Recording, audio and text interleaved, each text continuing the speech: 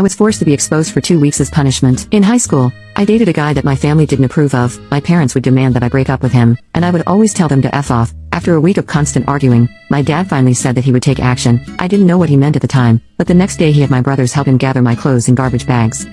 When I got home and saw all of my clothes in a bag, I thought I was going to be kicked out of my house. Instead, my dad told me to hand him the clothes I was wearing. I thought he was joking at first, but he said that if I didn't do what he said, he, along with my brothers, would expose me right there. I cried as I got exposed down to my socks and underwear in front of my dad. Then he told me to hand him the rest of what I was wearing. I couldn't believe this was happening, but I didn't want to make this situation any worse. Now exposed and crying, I stood in my room as my dad and brothers carried my clothes to the backyard, presumably to the garage.